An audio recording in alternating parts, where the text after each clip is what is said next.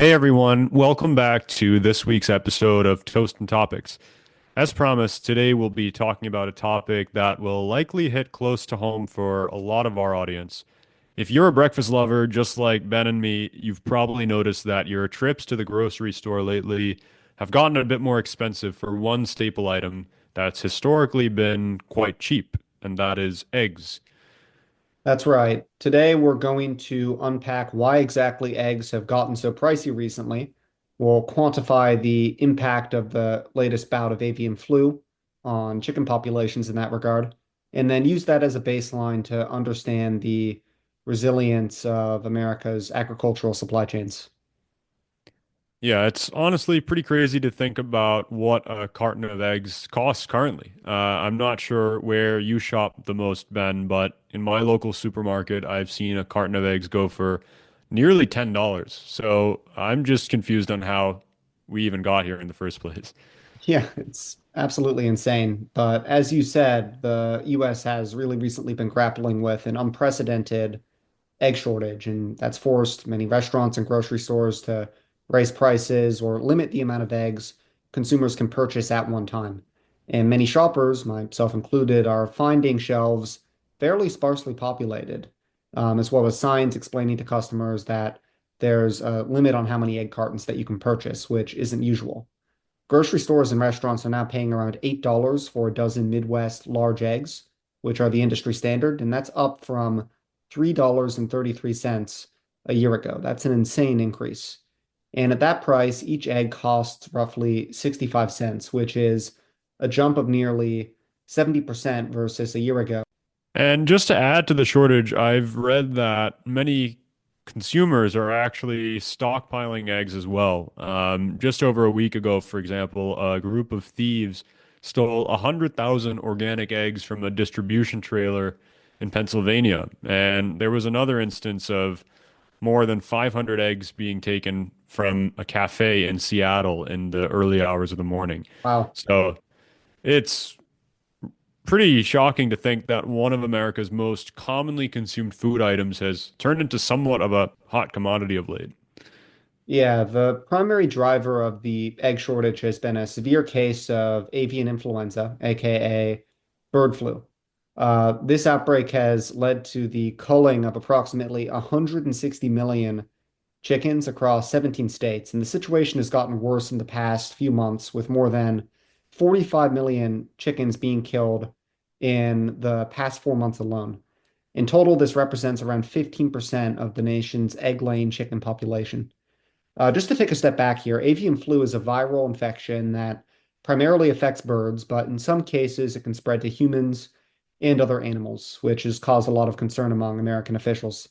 And the flu is caused by a specific strain of the influenza virus known as H5N1. This virus is highly pathogenic and is clearly deadly to poultry. It generally spreads through contact with infected birds, and while rare, as noted, it can actually infect humans. In fact, the first person in this latest outbreak died from bird flu in January. Yeah, and given the highly pathogenic nature of the virus that you mentioned, it's often the case that if one chicken on a farm gets infected, then the entire flock would also likely have to be killed. And what's interesting to think about is it's not really an overnight process to get egg supply back up and running. After the hens are killed, for example, the barn must then be sanitized. That sanitation then needs to be signed off by federal and state officials. And then new chickens would have to be brought in and matured before even starting to lay fresh eggs. So this process can take over half a year. And it's fair to say that because of that, there's still a pretty long way to go from here. And obviously, the flu is acting as a massive supply chain disruption in the short term. Yeah, another interesting element of this is that the latest round of bird flu has impacted America more than other countries. There is a vaccine for avian flu, and many countries do elect to vaccinate their birds against it. Mexico did, for example, and has largely avoided the current outbreak. While the US has the option to do the same thing, it has not vaccinated its birds because many trade agreements with other countries block the import of vaccinated birds because they can carry bird flu infections without actually showing symptoms. Hence, to avoid being unable to export its chickens, we've potentially exposed American farmers to more vulnerabilities to this flu. That's interesting, and I think it's a great segue to start talking a bit more about the economic angle in this. And the latest round of avian flu is an economic issue just as much as it is an agricultural one. Um, Taking a step back on this, in 2024, the U.S. exported approximately 3.5 million metric tons of poultry meat and over 89 million cartons of eggs. Major importers of U.S. eggs include Canada, Mexico, and Jamaica, each of which will import between 45 and 180 million dollars worth of eggs per year. And all of these countries have been impacted by this huge supply side shock. And looking at this from a cost perspective, it's pretty staggering. Just to contain the spread of the avian flu, the U.S. Department of Agriculture has already spent over $2 billion trying to contain the outbreak. And that encompasses various efforts, including the culling of chickens, compensation to affected farmers, and rehiring essential personnel following previous layoffs due to government restructuring measures. Um, there's obviously also a huge cost to farmers. While high egg prices may boost the profits of farmers with healthy chickens, given the higher market rate that they can charge, others would lose out on the chickens that they have to cull. And this leads to very unequal results across geographic locations within the US. It's also possible that this outbreak may require producers to invest in enhanced biosecurity measures in the long term. That could include improved facility designs, sanitation practices, and monitoring systems. And these measures all require significant upfront costs, which would also impact the long-term profitability of many farms that might be reliant on eggs. For consumers, this is also a problem. High egg prices have particular salience in those communities that have lower incomes. Michael Bates, who's a professor at the University of California, Riverside, notes that such price increases can be especially challenging for low-income individuals who rely more on affordable protein sources like eggs to get their nutrition. In that vein, on February 3rd, just a couple weeks ago, Waffle House announced a 50-cent surcharge per egg in the dishes that they serve to their customers. And they cited the rising cost due to avian flu. And that can add up to a lot for everyday customers. Yeah, that's totally right. If Waffle House is making changes to its egg policies, you know that shit has really hit the fan. So let's zero in on these cost to consumers a bit more because I do think the price of eggs just hits home for many people. The egg inflation here may mean that we're going to actually see a lot of changes in people's purchasing habits. And, in fact, eggs are so important to consumers that the recent price increases that we have seen in eggs specifically have helped to boost the consumer price indexes, food and home annual inflation subindex to 1.9%. And that's the highest level that we've seen for that index since 2023. So as egg prices start to climb, consumers may start to substitute eggs with alternative protein sources. That may mean that we're seeing greater demand for things like beans, lentils, or lower cost meat.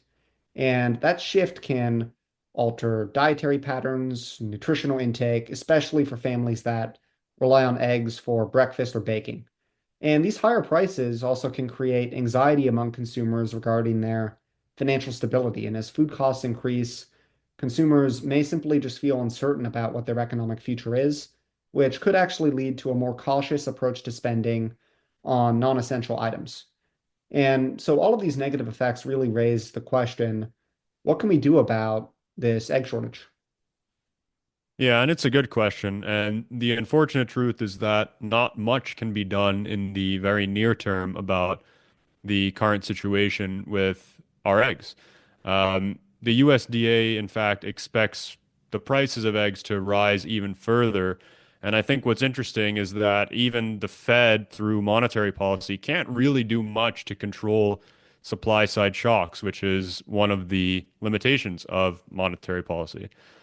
I think in the near term, there probably will need to be some federal assistance programs to help farmers restore their chicken flocks.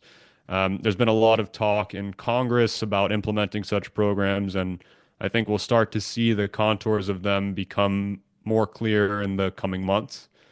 And there's also been rumors in the federal government about changing our containment approach to the bird flu in the first place.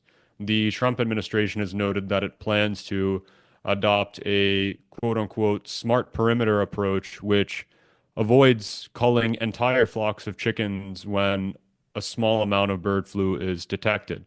So we'll see how that plays out, but this is a tricky balance to strike as, if the egg-laying birds affected by the virus aren't killed, it's possible for that virus to spread and egg prices could rise even more. Yeah, there have also been some actions on the trade policy front to start alleviating this egg shortage. For example, we've imported around 15,000 tons of eggs from Turkey recently as a means by which to increase our own egg supply. And just to be clear, this is Turkey, the country, not the bird. And we'll see what that leads to long term. In the medium to long term, just generally, I think that there are some other strategies that we can consider adopting to, help with the supply chain vulnerabilities that we're seeing with respect to eggs and the birds who lay them. Number one is vaccination programs. As already discussed, much of America's chicken population hasn't been vaccinated, and the countries that have vaccinated their flocks, like Mexico, have done much better with respect to this virus. And so at this point, I think it makes quite a lot of sense to explore and also invest in vaccination options for poultry to enhance flock immunity. And promisingly, the USDA recently said that it had granted a conditional license for an H5N2 bird flu vaccine designed to work against variants of the H5N1 virus, which is mentioned is the virus that's circulating among domestic poultry here in the US.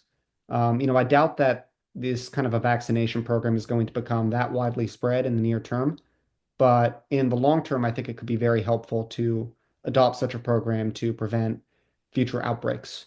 Also, just generally, it's going to be very important to diversify production methods for eggs by incorporating, different types of poultry, or just generally reducing our reliance on eggs alone and spreading that risk across various products. So that is to say, having more people, consume proteins that aren't just eggs specifically. But in terms of reducing our vulnerability with respect to eggs, we should ensure that we, have a broad variety of countries that we can import eggs from. That goes back to the Turkey example that I was talking about earlier.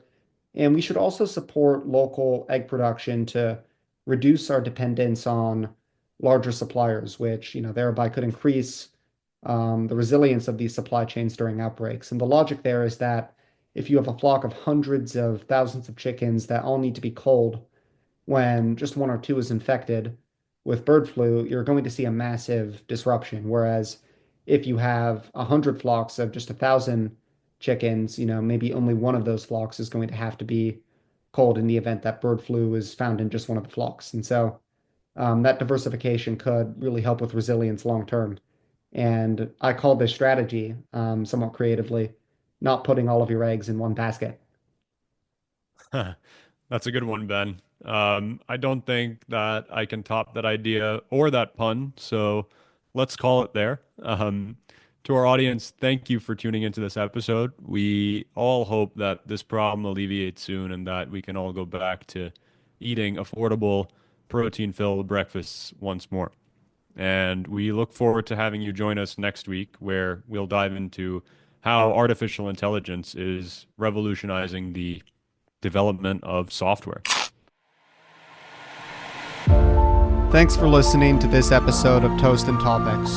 Before signing off, we wanted to disclose that the views expressed in this podcast are not representative of the organizations that we are associated with. If you learned something in this episode, please share it with a friend or leave us a review. Until next time.